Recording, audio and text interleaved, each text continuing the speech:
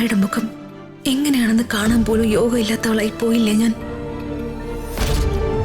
അതുപോലെ തന്നെ അച്ഛന്റെ സ്നേഹം ഇപ്പോഴും അടുത്തുണ്ടെങ്കിലും അച്ഛന്റെ സ്നേഹവും കരുതലും എനിക്കുണ്ടോ? ഇല്ല.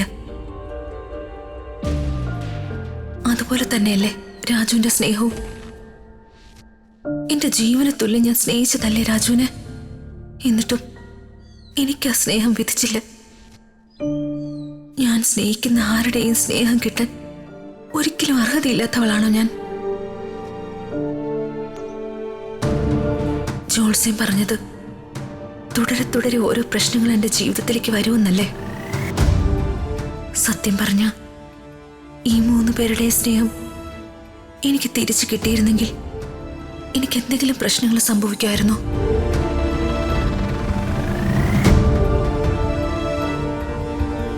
മോളെ,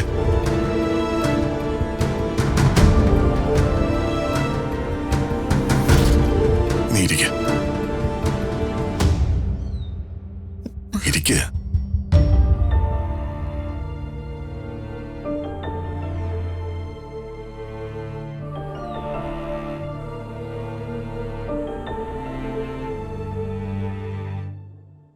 ജോൾസ്യം പറഞ്ഞത് കേട്ട് മോള് പേടിച്ചു അല്ലേ?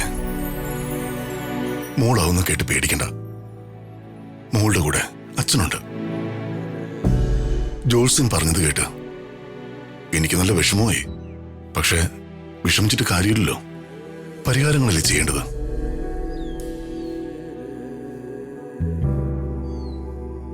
നീ ജീവിതത്തിൽ ഒരുപാട് പ്രശ്നങ്ങൾ ഫേസ് ചെയ്തിട്ടുണ്ടെന്ന് എനിക്കറിയാം. പക്ഷെ അതിലൊന്നും അധികമൊന്നും ചെയ്യാൻ എനിക്ക് കഴിഞ്ഞിട്ടില്ല.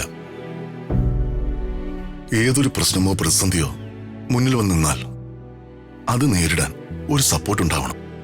അത് ഇതുവരെ എന്റെ രൂപത്തിൽ നിനക്കുണ്ടായിട്ടില്ല.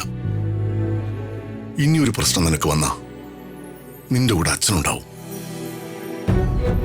നിനക്ക് പരിഹരിക്കാൻ കഴിയുന്നതാണെങ്കിൽ നിന്നെ അതിന് പ്രാപ്തിയാക്കാൻ, നിനക്ക് പരിഹരിക്കാൻ കഴിയാത്തതാണെങ്കിൽ നിനക്ക് വേണ്ടി അത് പരിഹരിച്ചു തരാൻ എന്നും അച്ഛൻ നിന്നോടൊപ്പം ഉണ്ടാവും.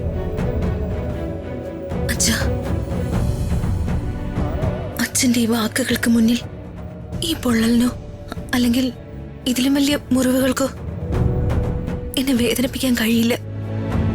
എന്റെ ജീവിതത്തിൽ അച്ഛന്റെ ഈ വാക്കുകൾക്കുള്ള വില സത്യം പറഞ്ഞ അച്ഛന് പോലും അറിയില്ല. എന്റെ മുന്നിൽ ഇനി എന്ത് പ്രശ്നം വന്നാലും അതിനെ എനിക്കിനി നേരിടാൻ കഴിയും. അത് എന്റെ കഴിവോ ധൈര്യമോ കൊണ്ടൊന്നുമല്ല. അച്ഛൻ പറഞ്ഞ ഈ വാക്കുകള് എനിക്ക് തരുന്ന ഊർജം കൊണ്ടാ.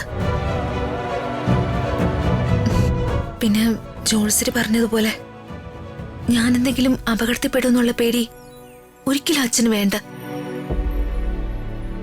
അച്ഛൻ എന്നെ സ്നേഹിച്ചില്ലെങ്കിലും എന്നോട് സംസാരിച്ചില്ലെങ്കിൽ പോലും